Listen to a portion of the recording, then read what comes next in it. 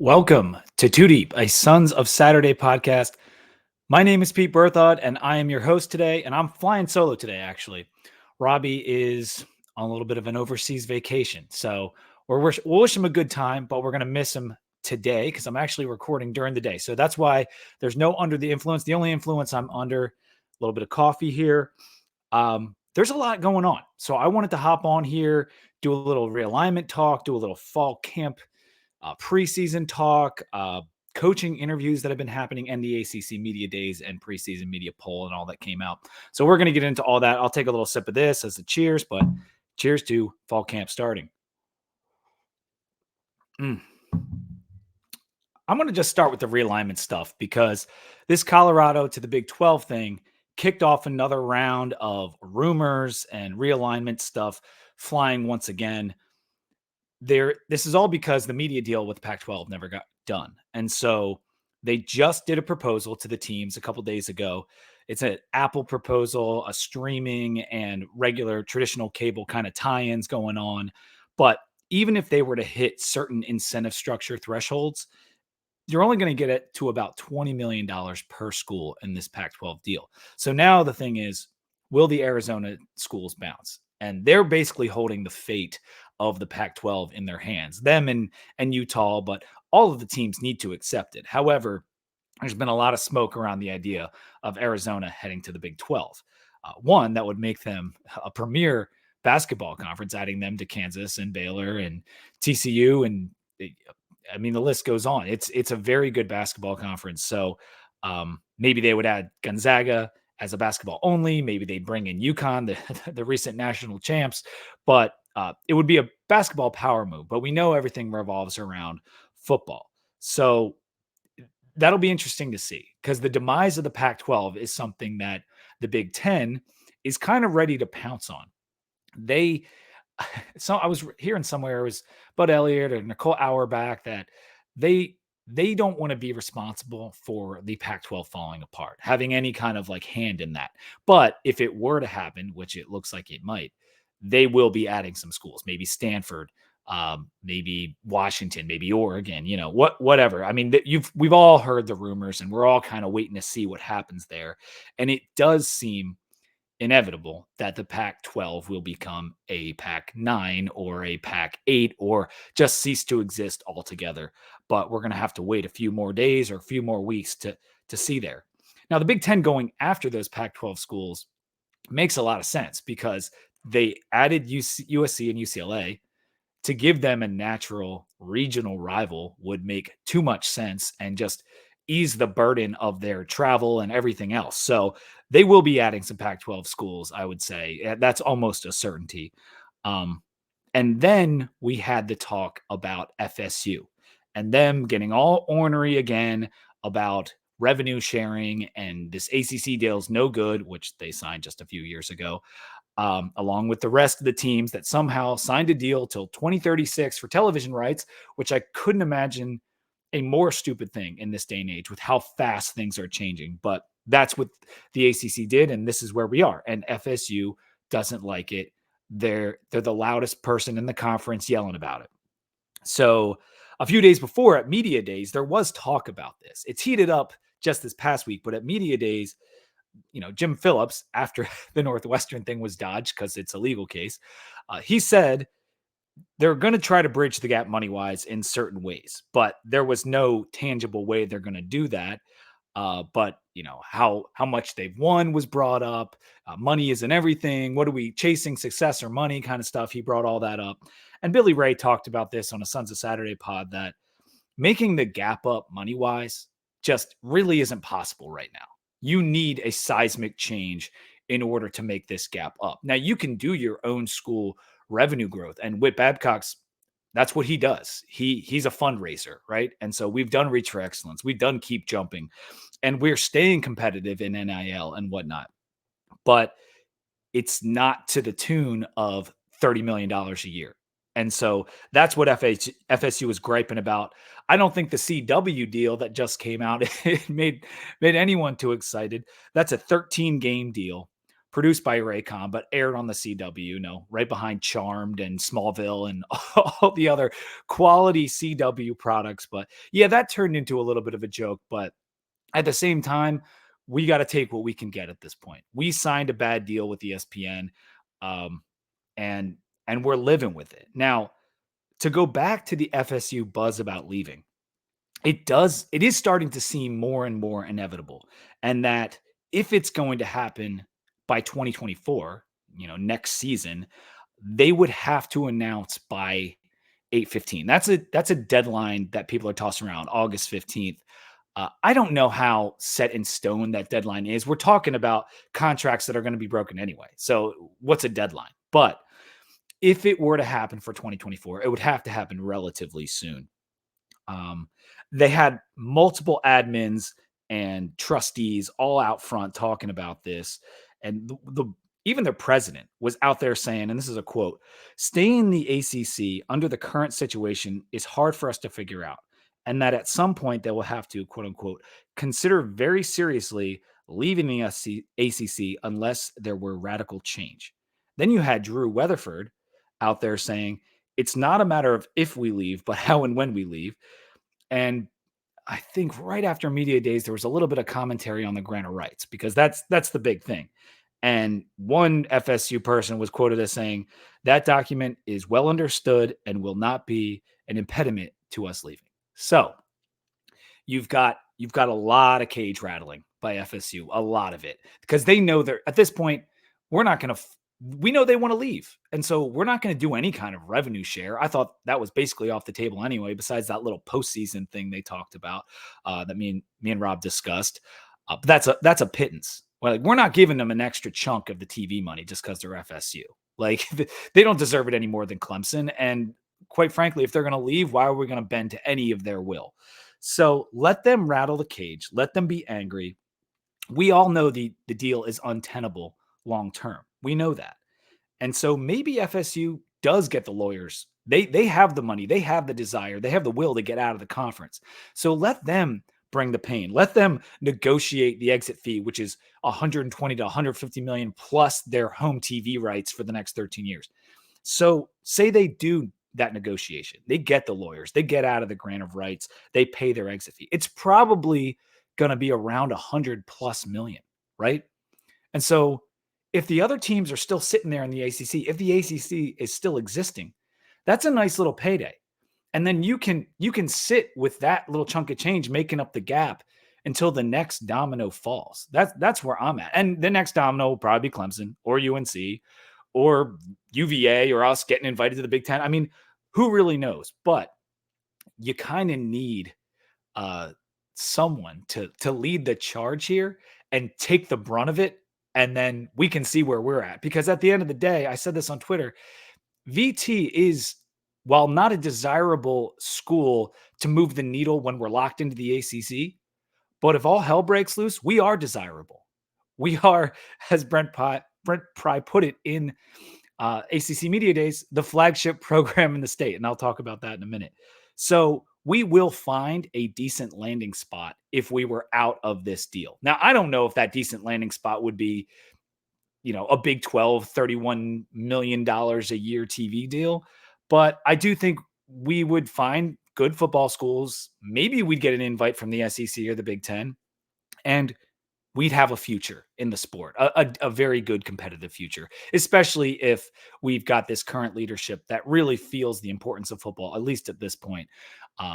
Brent Pry and Whit Babcock seem to be on the same page with regard to that. So I'll leave the realignment talk there. There will probably be more to come, and I can't wait to talk about this with Robbie in a couple weeks. But yeah, let's move on to Hokies Media Day. I just got a couple of reflections. The biggest thing to come out was that the flagship program in the state comment.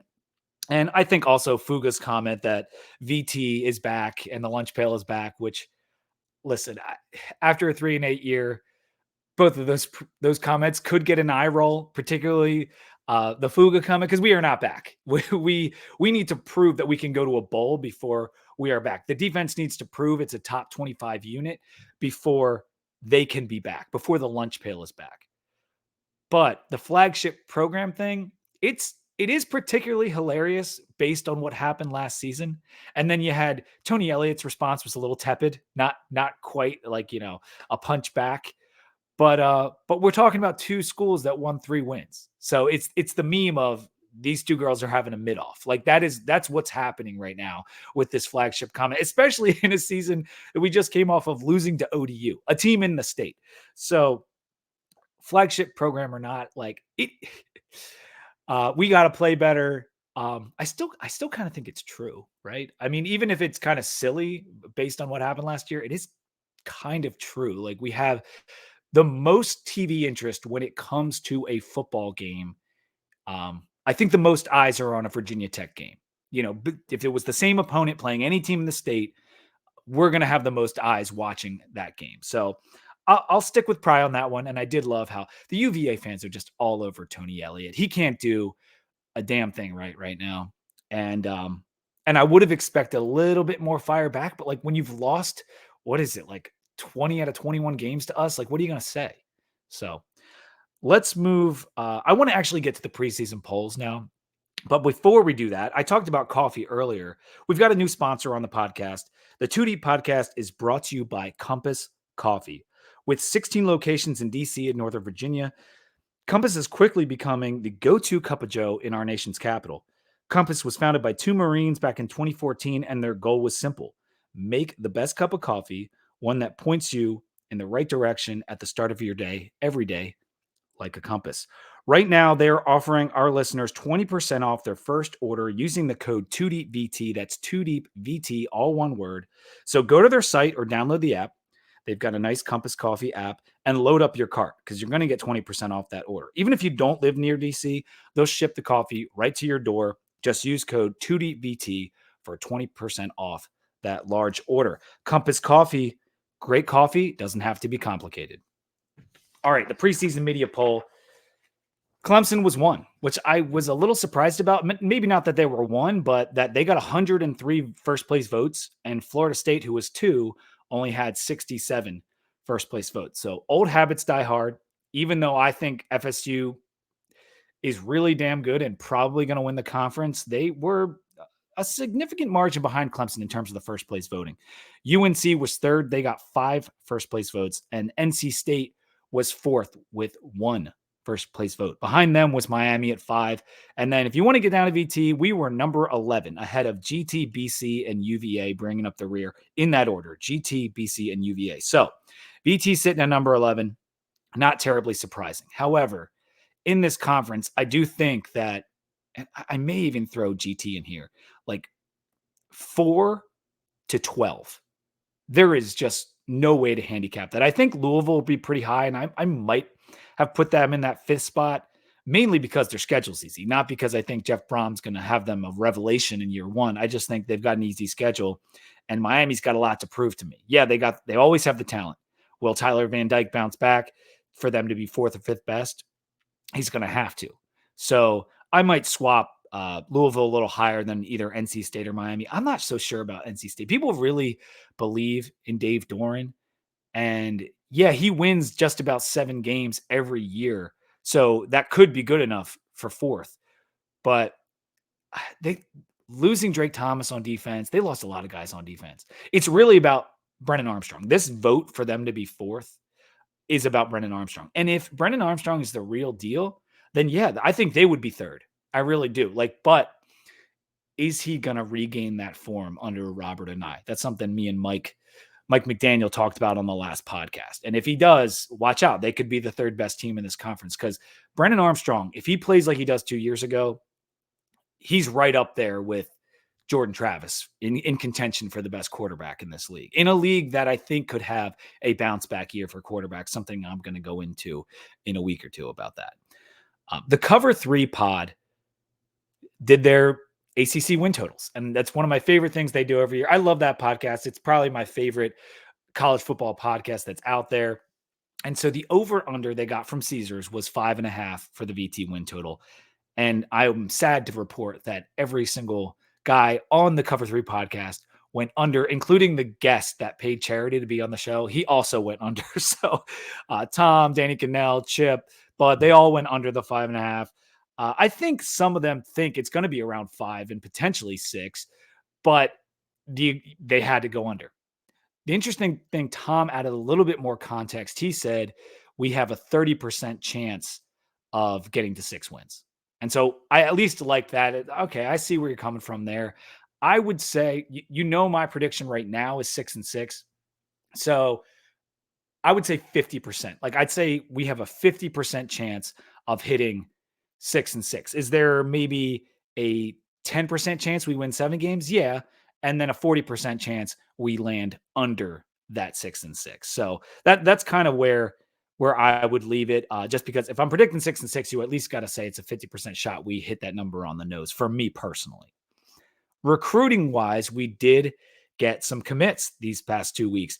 3-star QB Keldon Ryan commits to our 2025 class. So this is our first commit in the 2025 class. He's from Fort Worth, Texas. Don't say it. I know what you're thinking. Texas to VT is back. Maybe. I mean, Kyron Drones came from Texas. Now we got another QB coming from Texas. Who do you think the primary recruiter on this one was? That's right. It was Tyler Bowen. And so it was interesting because Tyler Bowen is the primary, but they said Brian Christ, one of our QB assistants, was heavily involved in this recruitment. So I don't know what's going on with Tyler Bowen's connections to Texas, but currently we brought in 2 Texas QBs, at least going into 2025 if he commits. This is a long time away. So yeah, I want Keldon Ryan to get there and come to Tech. He's got great arm talent. He seemed like he's been planning to commit since June. He really liked when he visited here and just was waiting for his other visits to play out and stuff. But he's a talented kid. 6'1", 195 right now, but still young.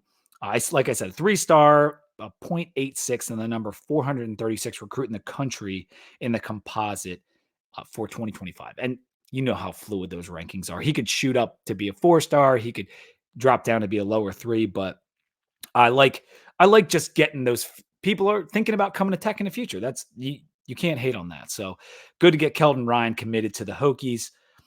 Unranked offensive lineman Webb Davidson also committed to the Hokies. Davidson, easy for me to say. 6'6", 291. This is a 2024 commit. That's a big boy from Macon, Georgia. Like getting a commit out of Georgia, and he's huge. So we'll just have to see. About a year ago when we had Joe Rudolph getting us some commits from some maybe lower 3-star offensive linemen, I was like, you know what? I trust Joe Rudolph's judgment. And so bring him in and let's see what happens. I feel that way about Ron Crook too. Ron Crook has been around and taken offensive line to the playoff. He's coached a lot of quality offensive lines. So I'm going to trust his judgment as well. Webb Davidson may end up getting a ranking, but being in a state as rich with talent as Georgia, even though he's unranked, I'm happy to bring him in. And I actually did want to comment on the Texas to VT thing one more time. It's not about Texas. It's about out-of-state quarterbacks. You look at all the quarterbacks on our roster or committed to our roster. Davy Belfort's from Florida. Pop Watson, Massachusetts. Drones is Texas. They're all out of state. I mean, Grant Wells, West Virginia. So he's in the region. But we have not had an in-state starting quarterback since Brennan Motley. And that was back in 2015. And then you got to go back to Logan Thomas to get a long-term starter. That was from Virginia. So that is really kind of bizarre. But quarterback's one of those things that footprint be damned. You got to go find that talent no matter what. It's the most important position on the team. And clearly we've been doing that. Now we did have Jason Brown in last year as a backup. He never started a game. He got a few throws, but yeah, so he doesn't really count. I was looking for a starter from Virginia, and the guy was Motley, who was from Christiansburg. I wanted to also comment on the coach interviews, our position coach interviews that happened on some of the other Virginia Tech podcasts. Fontel Mines, he went on with Billy Ray on the Sons of Saturday pod. And then he also went on to the Tales of the Terror Dome with Coach Cheetah. So you had Mines and Cheetah with Dan on the Tales of the Terror Dome. And so my biggest takeaway from all of those interviews was that we are so lucky to have Mines and Coach Jones. I mean, those guys are thoughtful. They're confident in who they are and what they're all about. They're cool. They're like just kind of cool dudes. They stay on message. They have a plan and clear directives from Coach Pry. and what's required of them. And everyone seems to be on the same page. There's no like the right hand doesn't know what the left hand's doing. Everyone seems to know this is my territory. This is what I do. This is what you do. And they're just stud position coaches. And what I've said so far, all that stuff I just mentioned, that's intangible stuff. The tangible stuff about Mines and Jones is that Allie Jennings isn't here without Fontel Mines. Jalen Lane isn't here without Coach Cheetah. It was their personal connections that brought them to VT. And I recommend you go listen to the interview with Dan to hear about it because it was interesting. And I think even Derek Canteen was another Coach Cheetah connection. And so those are our three biggest portal gets. And they're all because of these two gentlemen. And so on the field, off the field, these guys, like intangible, tangible, whatever you want to say, they have it. They are stars. This is why we just paid Fontel Mines. We are lucky to have these dudes on the staff. We didn't have assistants like this on the previous staff. Recruiting studs that'll go out, find guys, motivational studs. And I got some other notes on those interviews that I think you guys are really going to like. They emphasized what Pry talked about on signing day about bringing in high school team captains and guys who have won championships in high school. And the reasoning was interesting because it wasn't just that they could be good leaders for VT. It was also because those guys command respect in the state and the region. And so once they're at Tech and other guys see them playing for Tech, be like, oh, I remember that dude. He was a baller. Like I want to play at Tech. Like that guy came here. Oh, I'll go there. So that was actually an interesting thought process I hadn't considered. Coach Jones specifically mentioned Braylon Johnson and how important he is, knowing the history of VT, his dad playing for Virginia Tech, and how unique that is now. He said last year he asked his room, like, raise your hand if you grew up rooting for Virginia Tech football, and only 2 kids raised their hand. And we have not been in the limelight a lot lately. We haven't been in these big games. We haven't won big games in almost a decade. You know, other than 2016, we haven't won a whole lot. And even then, we won the division. We didn't win the ACC title. We had to come back from 31 points to win our bowl. It was a great year, but you know what I'm saying? That was one out of 10 years since 2011, 12 years since 2011 when, you know, we were one loss for a long time before that Clemson loss in the ACC title game. And so these young kids, they don't know about Tech being good.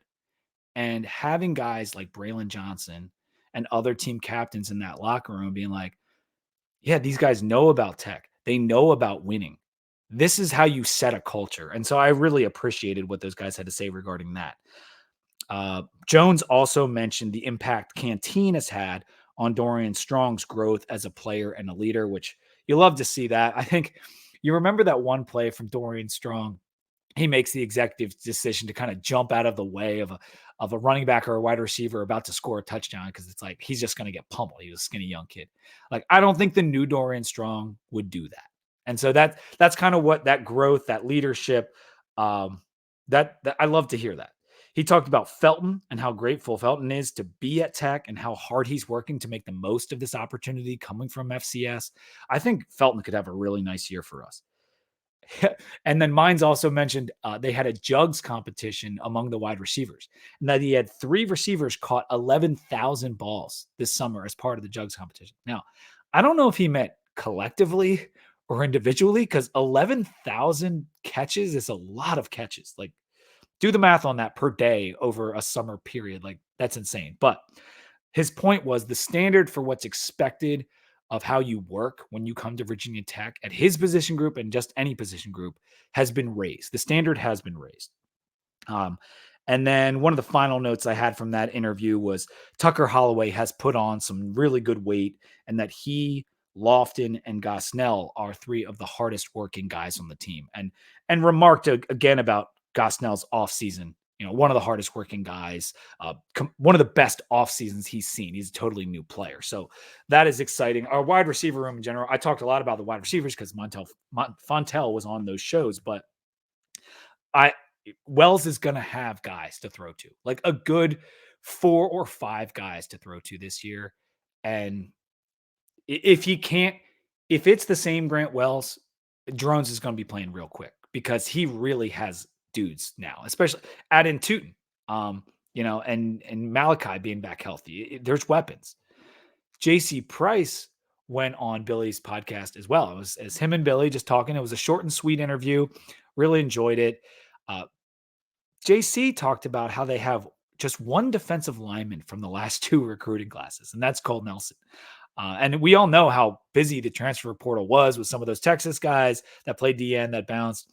And JC actually said that one class got quote unquote kicked off campus.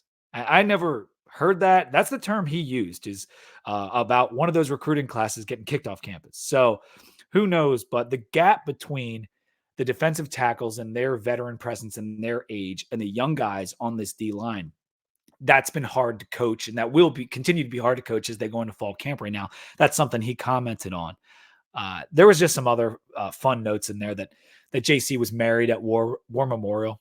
Like, he is Virginia Tech. He doesn't bleed orange and maroon. Like, he is orange and maroon. I love JC. Just love listening to him talk. He said Jordan McDonald is going to turn heads at defensive end this year. That's when Billy was kind of asking him, give us some sleepers. And so the McDonald brothers, they're big dudes.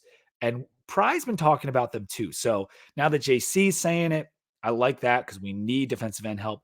5 solid defensive ends is what JC said. I don't know if I believe that. He mentioned APR coming in. That's Antoine Powell-Ryland. You got McCray, you got Nelson, McDonald, right? Is it going to be Feldarius Payne? Like, who else is going to step up at that position? We shall see. But we need a pass rush. We need improvement there. Robbie always talks about it. But, our statistics on the defensive line, it may not have been noticeable to people, but the advanced stuff, the D-line was greatly improved last year under Pry, JC, and Marv. They, in terms of the yards of penetration they got, they're all this. You can go on Football Outsiders and check this stuff, but like from 2021 to 2022, there was actually significant improvement on the D-line. And so I'm hoping that continues this year. By name, JC mentioned Tootin. He mentioned Canteen and how everybody loves that guy, quote unquote. Brian Holbrook, one of our listeners and one of the Sons of Saturday listeners, he sent in a question to JC about the celebration on Bourbon Street that you'll hear in our intro. And I love that. That was an amazing question to ask. JC pretty much dodged it. He left it where it was, but thank you, Brian, for asking the question. And then he mentioned Ric Flair at the end of the interview. So you got to love that. Woo! Who doesn't love a guy who loves Ric Flair? So go listen to those interviews. Sons of Saturday podcast. Make sure you subscribe to that. Dan is always getting good interviews over on Tales of the Terror Dome. We're not affiliated with Dan, but Dan's a cool dude. He came on our pod, and he gets really good interviews. So go listen to those. And as far as other podcasts go, the Boundary Corner is doing a preseason panel August 15th. I am honored to be a member of that panel. There's going to be D. Cunna and Billy and Dwight Vick and Mike McDaniel and blah, blah, blah, blah, blah. The guys from Boundary Corner, obviously. It's going to be a lot of fun, going to be a lot of different topics. Brian has been in correspondence with me about that. They're doing a good job putting that together. So that will be fun. August 15th, the Boundary Corner preseason panel. I did do a retweet if you want to check that out. As far as fall camp goes, it started yesterday. Not too much from day one. We got some videos of some receivers making some plays. There was a couple of reports about Jennings, maybe Lane looking good. Again, receivers, hearing a lot about those guys. And that's what I want. I want playmakers on the outside. That's one of the most important positions these days in college football. You need receivers that can make plays. So that was good to hear. I will be bringing you more fall camp notes as August rolls on. The next episode I'm going to do is going to be something really fun. I think you guys are going to like. I'm going to give some of my old friends from college a call in this format, and they're going to enter the chat. And some of them are huge diehard fans still. Some of them are parents. Some of them, tune in every once in a while. But I wanted to get their different perspectives, maybe hear some old college stories, and just how they feel about the program right now, kind of maybe being a more casual fan or maybe not being such a casual fan. So that's what I'm going to bring you next. Then we're doing our own show when Robbie gets back from vacation. We got a couple really good guests to come on.